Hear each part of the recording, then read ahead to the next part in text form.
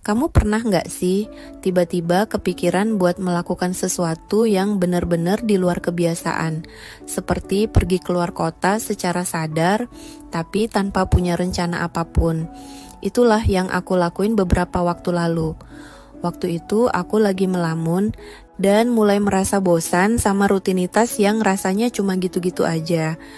Sampai akhirnya aku sadar satu hal yang cukup mengejutkan.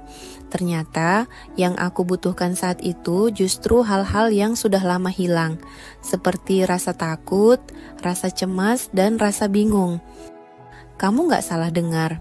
Aku mulai merasa kalau hal-hal itu sudah jarang banget muncul karena hidupku terlalu aman. Lalu, entah dari mana datangnya ide itu, aku tiba-tiba ingin pergi keluar kota. Tanpa pikir panjang, aku langsung pesan tiket kereta untuk berangkat keesokan harinya. Aku sengaja memilih kota yang gak punya satupun kenalan di sana. Dan tahu nggak apa yang terjadi? Begitu tiketnya berhasil dipesan, semua perasaan yang tadi aku cari langsung datang bersamaan. Mungkin dari sini kamu merasa aneh. Karena banyak orang di luar sana mati-matian menghindari rasa cemas, aku justru sengaja mencarinya. Tapi ternyata, justru disitulah letak keajaibannya. Halo, selamat datang di channel Buku Bekas. Di video kali ini, aku mau ngajak kamu ngobrolin buku yang menemani perjalanan nekatku kemarin, yaitu buku Letters from a Stoic karya Seneca. Walaupun buku ini sudah sangat lama, pesan-pesannya ternyata masih terasa hidup. Bahkan, kata-kata dari 2000 tahun lalu itu justru terasa lebih jujur dibandingkan banyak motivasi yang kita dengar sekarang. Dan di situ aku baru sadar, ternyata masalah manusia dari dulu sampai sekarang masih tetap sama. Mungkin kamu bertanya-tanya, siapa sih sebenarnya Seneca ini? Dan kenapa surat yang ditulis ribuan tahun lalu masih bisa nyambung sama perasaan kita yang hidup di zaman serba cepat ini? Jadi, Seneca adalah seorang filsuf dari Romawi kuno. Tapi dia bukan cuma orang yang pintar teori. Dia pernah jadi penasihat kaisar, hidup kaya, diasingkan, dan mengalami banyak naik turun dalam hidup. Dari pengalaman hidup itulah lahir banyak pemikiran yang masih terasa relevan sampai sekarang. Salah satunya lewat buku Letters from a Stoic yang berisi surat-surat Seneca untuk sahabatnya.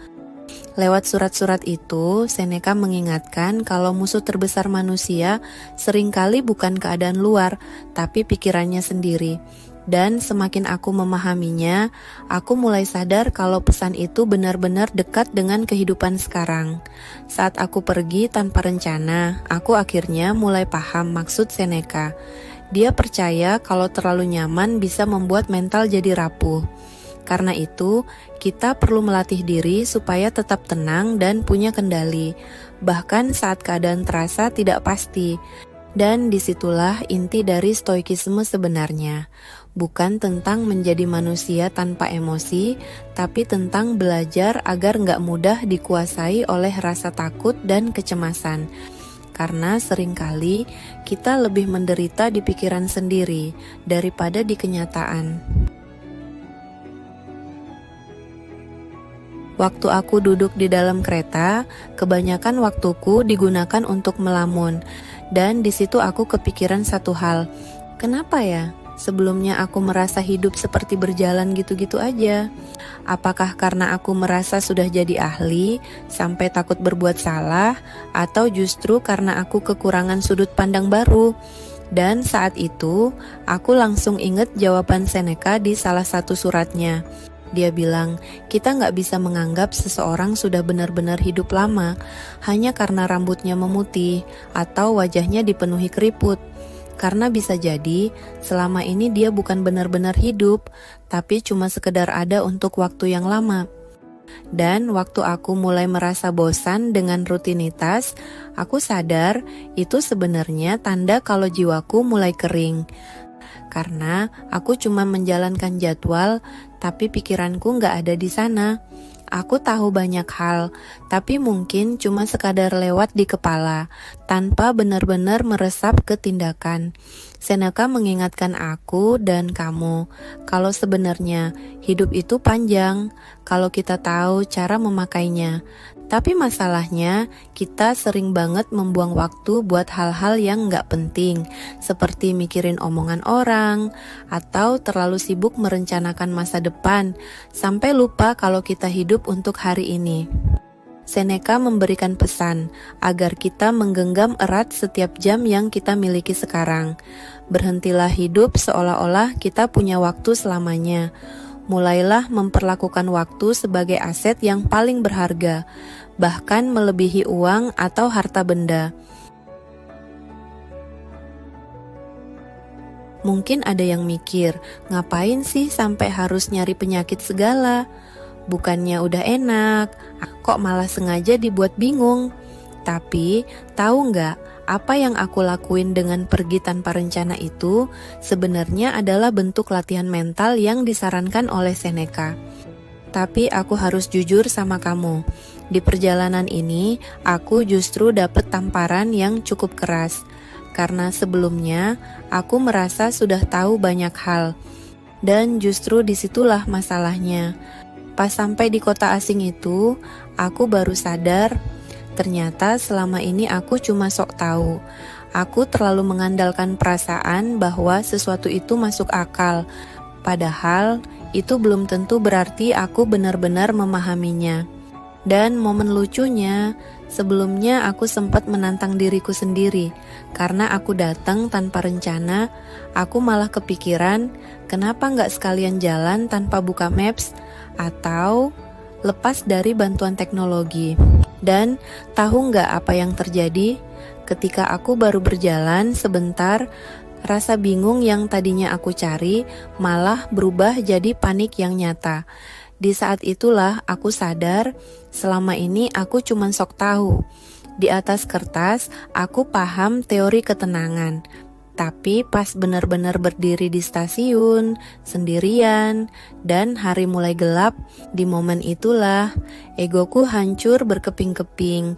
Aku akhirnya terpaksa buka maps lagi, karena sadar aku belum mampu kalau harus benar-benar buta arah.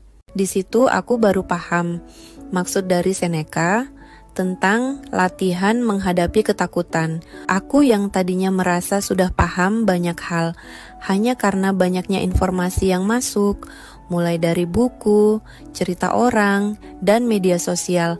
Tapi saat itu, aku dipaksa buat jadi murid sesungguhnya. Persis dengan apa yang Seneca pernah bilang, bahwa filsafat itu bukan cuma soal berbicara, tapi tentang bagaimana kita benar-benar bertindak, dan pada akhirnya menuntut kita untuk hidup sesuai dengan standar yang kita tetapkan sendiri. Setelah malam yang penuh drama, aku bangun keesokan harinya dengan perasaan yang berbeda. Rasa panik yang semalam mencekik perlahan mulai reda. Dan di hari kedua, aku memutuskan untuk berhenti melawan. Aku berhenti memaksakan diri untuk jadi yang paling tahu atau selalu harus benar berdasarkan standar orang lain. Tanpa sadar, kita sering kehilangan kebenaran yang sesungguhnya dalam proses belajar karena terlalu sibuk mencari jawaban dari luar, mulai dari buku, media sosial, atau video seperti ini. Dan jujur, aku sendiri pun belum benar-benar tahu utuh tentang proses orang lain. Tugasku cuma mengamati, merasakan, menulis, lalu menjadikannya konten. Dan sebenarnya, itu semua untuk diriku sendiri. Di momen itu, aku mulai belajar menerima apapun yang datang sebagai informasi. Dan ternyata, saat gengsi dan rasa sok tahu dilepas, duniaku terasa lebih ramah. Karena gak punya rencana, aku berjalan kemanapun ingin pergi, bahkan masuk ke gang-gang sepi yang biasanya aku hindari. Sampai akhirnya, aku berhenti di penjual bakso pinggir jalan. Di situ aku mulai paham, Kadang kita cuma perlu bertanya dan mendengarkan orang yang kita temui di perjalanan. Nggak semua harus diikuti, kita tetap bisa memilih mana yang paling cocok untuk diri kita sendiri. Dan perlahan, aku mulai menikmati rasa bingung itu sendiri. Aku nggak lagi stres karena nggak punya rencana. Justru, aku mulai merasa lebih merdeka. Aku belajar melihat setiap kejadian kecil sebagai pelajaran. Kalau salah jalan, berarti aku jadi tahu kalau jalan yang aku ambil salah. Tinggal putar balik, lalu coba jalan yang berbeda. Kalau lapar dan gak nemu tempat makan yang bagus, ya makan apa yang ada. Dan dari situ aku baru sadar, ternyata rasa itu cuma soal selera. Saat keadaan mendesak, semuanya bisa berubah dengan mudah. Di situ aku mulai paham maksud Seneca tentang hidup selaras dengan alam, dengan menerima kenyataan apa adanya tanpa menambah drama dari pikiran sendiri. Aku sadar, ketenangan bukan datang dari rencana yang sempurna, tapi dari mental yang siap menerima ketidaksempurnaan. Dan perlahan, perjalanan tanpa rencana ini mulai menyembuhkan aku. Ada satu hal lagi yang bikin aku termenung, yaitu soal uang. Tiba-tiba aku kepikiran kalau perjalanan ini aku lakuin bareng teman atau terlalu banyak didiskusikan ke orang lain, mungkin uang yang aku bawa gak akan pernah terasa cukup. Karena saat ada orang lain, seringkali gengsi ikut masuk, seperti memilih makan di mana ya, yang bagus buat difoto, atau nginep di mana ya, yang nyaman biar gak malu. Tapi karena di sini aku cuma berhadapan dengan diriku sendiri, semuanya jadi berubah. Gak ada orang yang perlu aku buat kagum, gak ada gengsi yang perlu aku jaga. Di situ aku mulai paham arti uang yang sebenarnya. Ternyata nilai uang itu relatif. Bukan soal besar nominalnya, tapi seberapa bergunanya untuk bertahan hidup. Seneca juga pernah menyarankan agar kita sesekali mencoba hidup susah dengan sengaja. Biar kita sadar, ternyata kekurangan itu gak semenakutkan yang ada di kepala kita. Anehnya, dengan hidup serba terbatas di kota asing, aku malah merasa lebih kaya. Karena aku sadar, ternyata aku gak butuh banyak hal buat merasa cukup. Uang pun kembali ke fungsi asalnya, sebagai alat untuk hidup, bukan alat untuk pamer identitas. Ternyata perjalanan ini bukan cuma soal pindah kota, tapi juga soal melepaskan ekspektasi orang lain dan belajar jujur pada apa yang benar-benar aku butuhkan.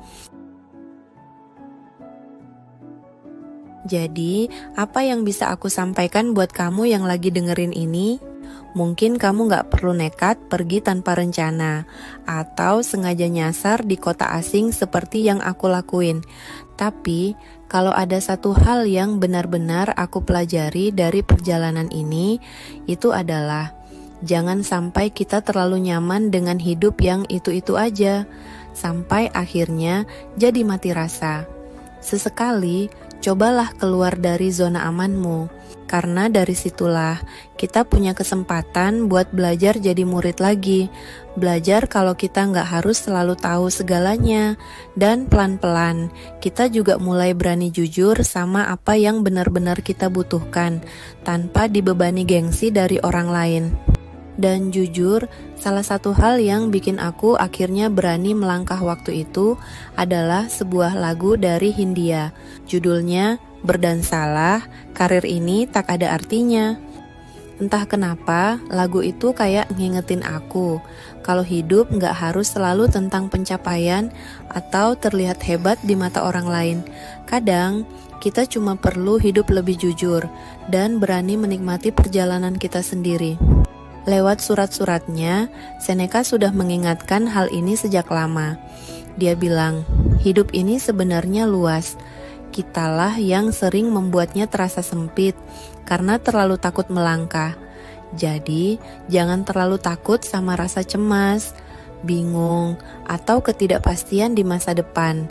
Karena semua itu bukan untuk ditakuti, tapi untuk diterima, bahwa semuanya memang bagian dari proses.